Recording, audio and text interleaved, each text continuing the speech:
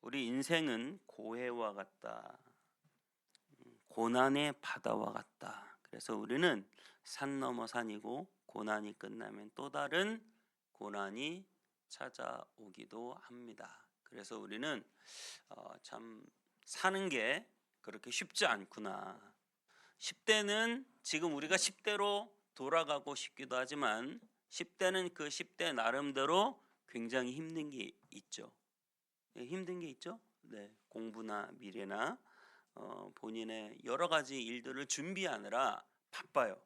옛날에는 대학생들이 뭐 좀 편하게 생각했는데 요즘 대학생들은 4학년이 아니라 5학년까지 공부해야 취업이 될까 말까 한 그런 시대를 살아가고 있습니다. 3040들은 나름 또 여전히 결혼도 하고 자녀도 양육해야 되는데 돈까지 벌고 또 이 비싼 집까지 사야 되는 그런 무거운 중압감에 눌려 있고 50대, 60대들은 자녀들을 또 엄청나게 많은 돈을 들여서 양육하고 또 나중에 결혼도 시켜야 되고 하여튼간 너무나 해야 될 일이 많은 거예요. 70대, 80대가 되면 그땐 또 몸이 아프고 또 뭐 큰 돈을 준비해 놓은 것도 없기 때문에 늘 항상 쪼들리며 계산하며 살아가야 하는 그런 인생을 살아가는지 모르겠습니다. 우리 인생은 그렇게 끊임없는 고난과 어려움 속에 살아갑니다. 하지만 정말 고난과 어려움이 있는데 그것은 바로 무엇이냐면 전쟁 상황이에요. 그러니까 샬롬이라고 하는 것은 전쟁이 없는 때를 말하거든요. 지금 우리가 전쟁하고 있잖아요. 저기 이란, 미국이 이란을 또 공격한다. 전쟁하고 있고 또 러시아, 우크라이나 전쟁하고 있는데 이 전쟁이 끊임없이 일어나고 있는 거예요. 우리나라도 지금 6.25 전쟁 이후 약 7, 80년 동안 전쟁이 없는데요. 이 전쟁이 없는 기간이 70년, 80년 된다는 것은 굉장히 큰 일이고 큰 샬롬, 큰 평화가 우리에게 임하고 있는 거죠. 사실은 굉장히 많은 전쟁들을 우리는 겪고 살았고 그 전쟁 때문에 굉장히 핍절한 시절을 살았는데 오늘 성경에 나오는 이 시대는 정말 늘 전쟁이 끊이지 않는 그런 시대였습니다. 오늘 특별히 큰 짐승 둘이 나오는데요. 양과 염소가 나옵니다. 자, 양과 염소 사진 한번 보여주세요. 양과 염소가 나옵니다. 양에게는 두 뿔이 있습니다. 사진 앞에는 안 보이죠? 양에게는 두 뿔이 있어요. 그 중에 늦게 나온 뿔이 더 크게 자라요. 이 말은 무슨 말이냐면 이 양은 메데 페르시아를 뜻하는 거야. 메데파사, 우리가 성경에서 얘기하는 메데바사를 뜻하는데 메데라고 하는 나라와 파사, 바사, 페르시아라고 하는 나라가 연합으로 해서 세계를 정복한 그런 대제국을 이룬 나라인데 처음에는 연합국으로 페르시아가 늦게 합류했지만 나중에는 이 페르시아가 더 커져요. 그래서 한 뿔이 더 커졌다고 했죠. 이 페르시아가 더 커져서 메대까지 다 잡아먹고 결국은 페르시아라고 하는 엄청난 대제국을 건설하는 것입니다. 그래서 지금 이 양에 대해서 성경에서 계속 이야기하고 있는 거예요. 그리고 나온 짐승이 뭐예요? 염소입니다. 염소. 근데 그 염소는 특징이 가운데 큰 뿔이 하나 있어요. 이 염소의 큰 뿔은 당시 페르시아 제국을 멸망시키는 누구요? 헬라 제국의 알렉산더 대왕을 뜻합니다. 알렉산더 대왕. 그래서 큰 뿔이 났다고 말하죠. 이 알렉산더 대왕이 엄청나게 강력한 힘으로 페르시아 제국을 다 무너뜨립니다. 그리고 전 세계의 가장 넓은 땅을 점령합니다. 이것을 헬라 제국이라고 말하는데요. 이 헬라 제국을 만들어 놓는 거예요. 이 헬라 제국을 만들고 나서 일찍 죽습니다. 네, 30대 일찍 죽어요. 알렉산더 대왕이. 그런데 말라리아에 걸려 죽었다. 열병에 걸려 죽었다. 그런데 사실은 독살로 죽었을 가능성을 학자들은 높게 보는 것 같더라고요. 독살로 죽었을 것이다. 그래서 이 왕이 죽고 나서 부하 4명이 땅을 4갈래로 나누어 갔습니다. 그래서 그 뿔이 하나 크게 났는데 나중에는 4개의 뿔로 변형되는 그런 염소의 모습을 보여주고 있죠. 지금 이 환상은 현재 벨사살 3년에 보았다고 했어요. 그러니까 다니엘이 참 대단한 환상을 보고 있는 거예요. 지금 바벨론에 살고 있는 다니엘이 바벨론 이후에 메데 페르시아, 그리고 그 이후에 헬라 알렉산더 대왕과 헬라 제국까지 어마어마한 큰 역사의 흐름을 하나님이 이 양과 염소의 비유를 통해서 지금 보여주고 있는 것입니다. 특별히 그 중에 한 4뿔 중에 한 뿔이 있고 그 뿔에서 한 작은 뿔이 나왔는데 그 뿔이 점점 커지더니 거룩한 하나님의 땅까지 들어와서 그 땅을 멸망시키고 그 땅을 타락시켰다는 그런 말이 나옵니다. 그것은 누구냐면 이 4나라로 나뉘어졌다고 했죠. 알렉산더 이후에 4명의 나라로 나뉘어졌는데 그 중에 한 나라가 셀류커스 왕조예요. 그 셀류커스 왕조 중에 안티오쿠스 4세라는 아주 강력하고도 못돼먹은 왕이 있어요. 가장 나쁘고 강하고 독한 왕이죠. 안티오쿠스 4세 에피파네스라고 말합니다. 그가 BC 167년경에 시리아를 지배하고 그리고 나중에 이스라엘을 공격하고 또 예루살렘을 점령하고 그리고 예루살렘에서 성전의 모든 금고를 다 갈취하고 그리고 나서 정한 것이 무엇이냐면 당시 페르시아는 나라가 점령했을 때는 유대 종교와 하나님을 믿는 것을 인정해 줬는데 이 에피파네스가 딱 점령하자마자 어떻게 했냐면 율법을 금지시켰어요. 율법 지키지 마라. 그리고 할례를 시행하지 못하겠어요. 심지어 할례를 행한 사람을 잡아다가 살가죽을 벗겨서 죽이기까지 했어요. 그러니까 완전하게 처절하게 죽이는 거죠. 그리고 양을 잡아서 제사를 드려야 되는데 당시 유대인들이 가장 혐오하는 짐승이 있어요. 그건 뭐냐면 돼지예요. 그런데 그 돼지를 잡아서 제사를 지내게 했고요. 마지막에는 예루살렘 성전 한 중앙에 제우스 신을 세워놓고 그 제우스 신에게 제사 드리겠습니다.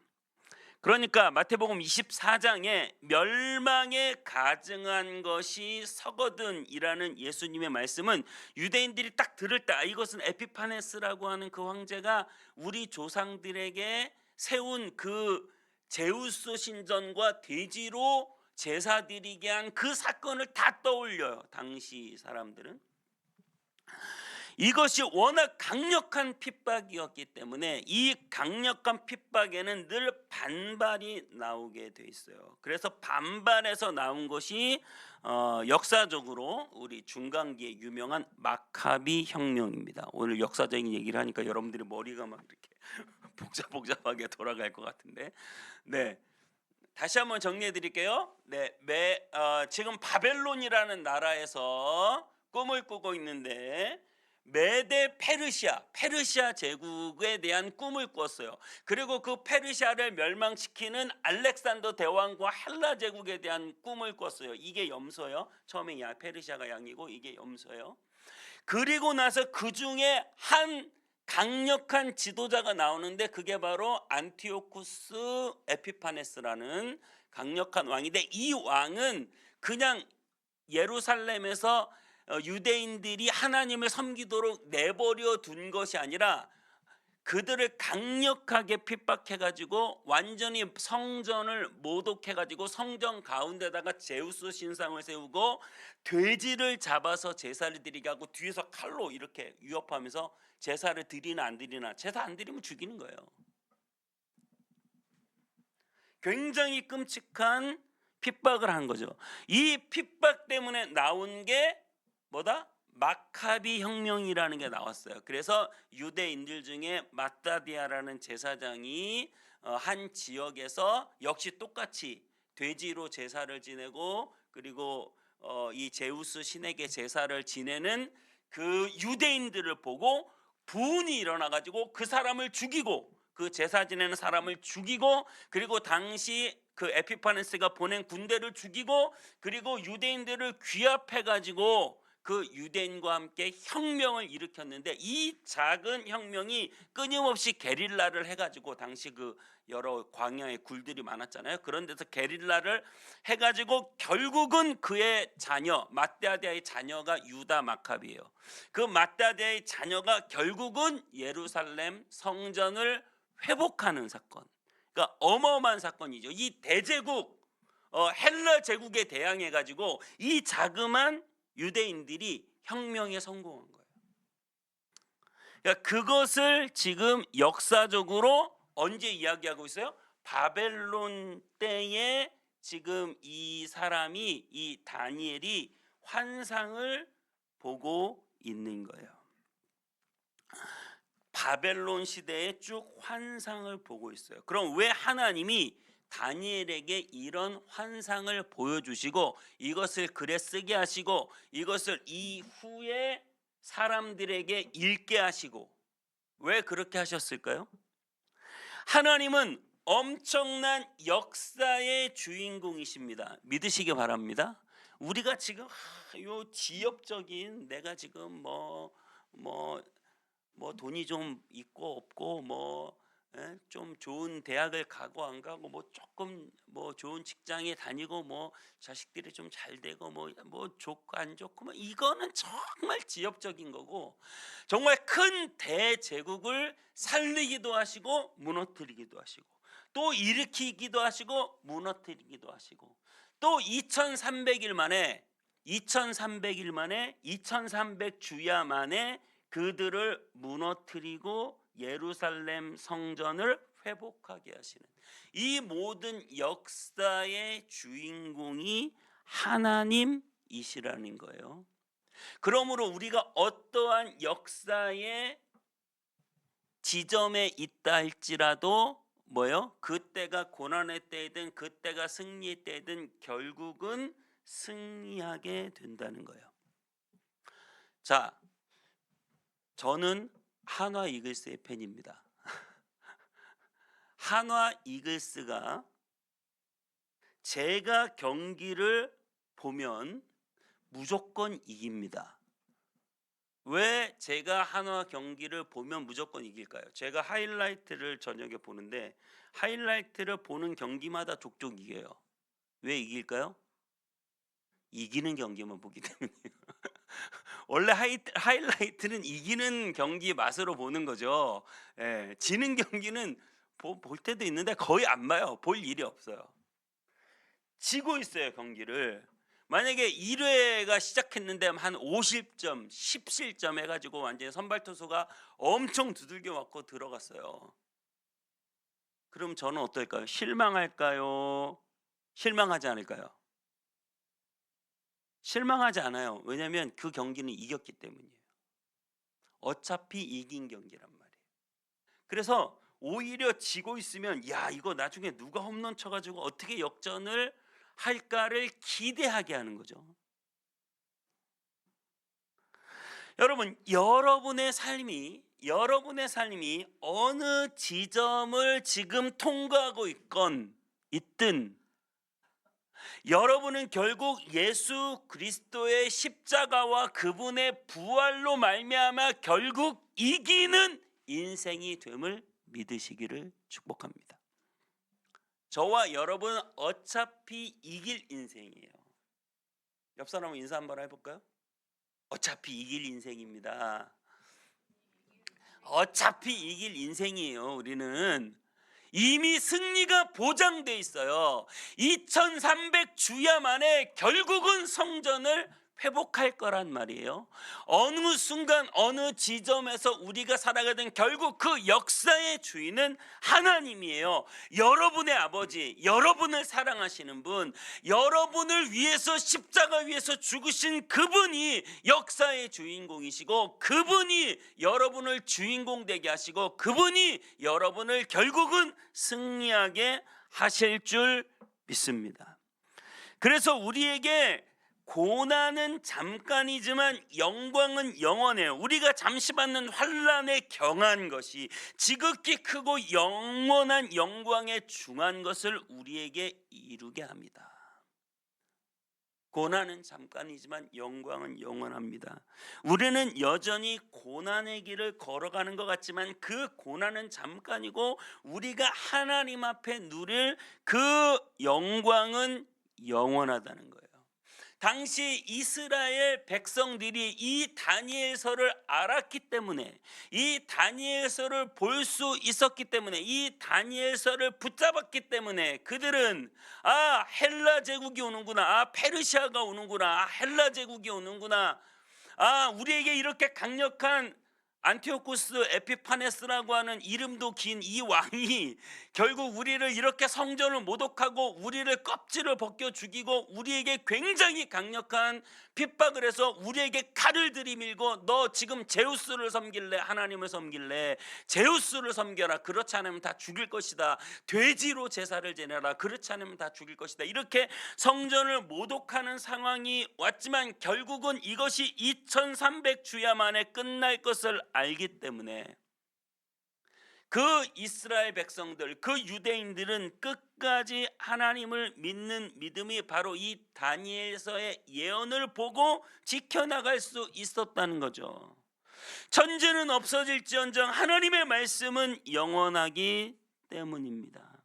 그래서 하나님의 나라가 영원한 거예요. 페르시아가 아무리 강대국이어도 지나갑니다. 헬라가 아무리 강한 나라에도 지나갑니다. 로마도 지나갑니다. 그 로마는 기독교 국가가 됩니다. 지금 미국이 전 세계를 호령하는 강한 나라예요. 이 제국도 지나갈 거예요. 중국이 아무리 커도 이 제국도 지나갈 거예요. 하지만 영원한 나라가 있습니다. 저와 여러분이 들어가게 될 하나님의 나라는 이미 시작됐고 앞으로 오되 영원한 하나님의 나라의 주인공이 저와 여러분인 줄 믿습니다. 이 안티오쿠스 에피파네스로 상징되는 이 작은 뿔은 이렇게 표현하고 있어요. 스스로 높이고 하나님을 대적하며 성도를 핍박하고 성전을 더럽힙니다. 이는 안티오쿠스만의 일이 아니에요. 사실은 수많은 사건들이 스스로를 높이고 하나님을 대적합니다. 아담과 하와 이후로 인간은 스스로를 높입니다. 하나님처럼 될 수 있을 거라는 꼬임에 넘어가서 선악과를 먹잖아요. 스스로를 높이는 거예요. 바벨탑을 짓잖아요. 스스로를 높여서 하나님하고 겨루어 보겠다. 내가 신이 되겠다는 거예요. 내가 왕이 되겠다. 내가 가장 높은 자리에 올라가겠다는 거예요. 인간은 모두 그렇게 하나님의 자리를 탐하고 높은 자리를 탐하고 제국을 탐하고 권력을 탐하고 끊임없이 높아지려는 욕망으로 지금도 우리가 살아가고 있는지도 몰라요. 왜 공부를 잘해야 되나? 왜 좋은 대학을 가야 되나? 왜 돈 많이 버는 직장을 SK 하이닉스를 가야 되나? 왜 더 많은 것을 가지고 누려야 되나? 왜 더 많은 권력을 취해야 되나? 더 높아지고 더 올라가고, 이것이 우리 인생의 목표란 말이에요. 아담과 하와도 그랬고 바벨탑도 그랬고 느부갓네살 왕도 그랬고, 인간은 모두 더 높이 오르려고 하지만, 왕이 되고 싶어 하지만 우리 예수님께서는 오히려 반대의 길을 가시죠. 빌립보서 2장 6절에 이렇게 말합니다. 그는 근본 하나님의 본체시나 하나님과 동등됨을 취할 것으로 여기지 아니하시고 오히려 자기를 비워 종의 형체를 가지사 사람들과 같이 되셨고 사람의 모양으로 나타나사 자기를 낮추시고 죽기까지 복종하셨으니 곧 십자가의 죽으심이라. 그는 하나님과 본체시지만 그는 그 하늘을 두고 이 땅의 낮은 곳으로 내려오셨습니다. 끊임없이 사람들은 올라가려고 하고 높아지려고 하지만 그분은 낮은 곳으로 내려오셨습니다. 그분은 낮아지셨습니다. 자신을 낮추셨습니다. 그리고 어떻게 하셨습니까? 이 에피파네스는 성전을 더럽히고 모든 제사를 중단시켰습니다. 매일 드리는 제사가 중단됩니다. 성전이 더럽혀졌습니다. 하나님 앞에 나아가는 길이 막히는 사건입니다.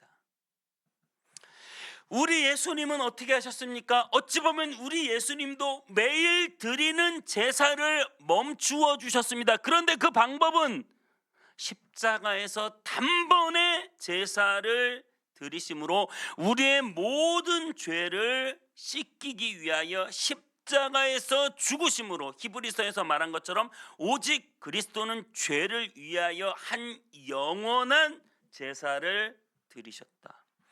안티오코스 에피파네스는 제사를 막고 하나님께 나아가는 길을 막았지만 우리 예수님은 영원한 제사를 드리시고 제사를 완성하시고 더 이상 짐승의 희생이 필요하지 않게 하셨습니다. 그분께서 완전하게 이루신 십자가의 제사는 더 이상 다른 제물을 다른 제사를 필요로 하지 않고 완전하게 단번에 드린 제사입니다. 그럼 우리는 지금 뭐 하고 있는 거예요? 우린 지금 의무적으로 안식일을 지키며 제사를 드리는 사람이 아니에요. 우리는 이미 이 의무를 완전히 벗어나서 우리는 완전한 제사를 드리신 예수 그리스도 그분을 감사하고 그분을 찬양하고 그분을 예배하고 그분 앞에 감격하는 지금 그런 예배를 우리가 드리고 있는 것입니다. 2300주야를 기다립니다. 오늘 14절에 이렇게 말하죠. 그가 내게 이르되 2300주야까지니 그때의 성소가 정결하게 되리라. 이 이야기는 실제로 현실이 됩니다. 제가 아까 말씀드린 마카비 혁명이 일어나는 그때 마따디아라는 제사장이 등장해서 돼지로 제사를 지내게 하는 그 사람들을 죽이고 그리고 혁명을 일으켜서 결국 성전을 회복할 때까지 2300주야가 필요했습니다. 에피파네스가 제사를 막고 마카비 혁명이 성공해서 다시 제사를 드릴 때까지 2300주야가 필요했습니다. 엄청난 혁명이 일어난 거죠. 이 작은 이스라엘이 이 큰 대제국 헬라 제국을 상대로 전쟁을 해서 성전을 회복한다는 건 어마어마한 일인 거예요. 그런데 여러분 그거 아십니까? 실제로 성전이 정결하게 되고 회복되었지만 마카비 혁명도 영원하지 않아요. 인간이 하는 혁명은 다 영원하지 않아요. 왜냐하면 마카비의 자녀들이 나중에 또 왕이 되는데 왕과 제사장을 겸하는 일이 발생해요. 이게 권력을 잡고 이게 자자손손 그 권력을 물려주다 보면 문제가 생기는 거예요. 그리고 나서 나중에 에돔인들을 유대인처럼 개종시키기까지 합니다. 원래 이건 율법적으로 말이 안 되는 거예요. 에돔 사람들에게 할례를 행하게 하고 에돔 사람들에게 제사를 지내게 하고 에돔 사람들에게 유대인의 율법을 지키게 했습니다. 그런데 그 에돔 사람들이 유대인의 율법을 지키다가 나중에 어떻게 된 줄 아세요?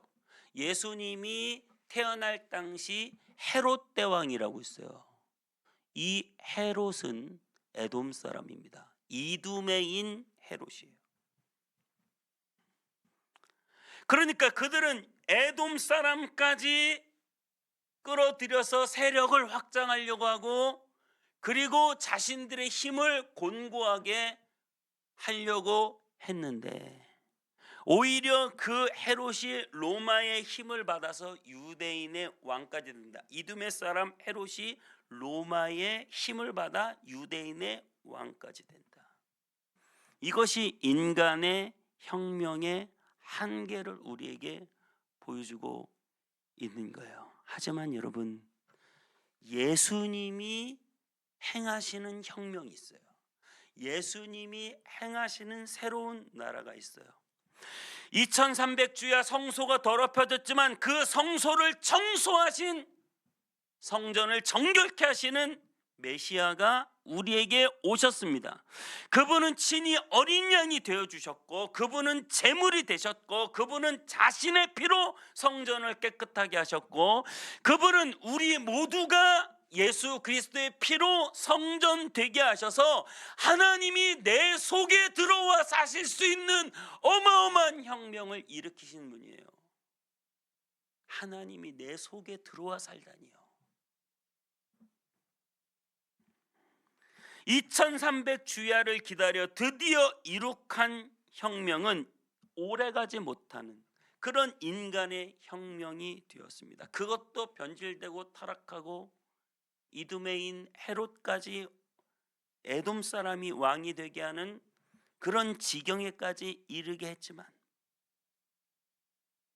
우리에게 새로운 혁명으로 오신 예수 그리스도께서는 상대의 피를 흘리는 혁명은 다 일어나서 칼로 상대를 죽이고 내 나라를 세우는 거예요. 그런데 예수님께서는 자신이 피를 흘리심으로, 자신이 죽으심으로 완성한 혁명이에요. 자신이 왕이 되는 혁명이 아니라 그 왕의 자리에서 내려오시고 우리를 왕 같은 제사장으로 올려주시는 혁명이에요. 자신은 고난을 당하시고 십자가 위에서 죽으셨지만 우리는 승리하게 하는 혁명입니다. 그 하나님의 나라가 왕 같은 제사장으로 상속자로 살게 하시는 그 혁명이 저와 여러분들에게 이미 온 줄 믿습니다. 하나님의 나라가 이미 우리 가운데 이루어진 줄 믿습니다. 우리 인생은 이미 혁명에 성공한 인생이요, 승리한 인생이요, 새로운 나라의 주인된 인생이 됨을 믿습니다. 그분이 우리에게 들어와 영원히 완성하고 이루어지는 그 나라가 우리에게 임한 줄 믿습니다. 그 나라를 우리는 누리며 그 나라를 전파하며, 얼마나 좋아요. 이 승리의 나라, 여러분, 우리는 승리했고 그 승리를 전파하며 살아가는 저와 여러분 되시기를 축복합니다. 비록 지금 이 순간 고난이 잠시 있달지라도 고난은 잠깐이요 하나님과 누리는 영광이 영원할 줄 믿습니다.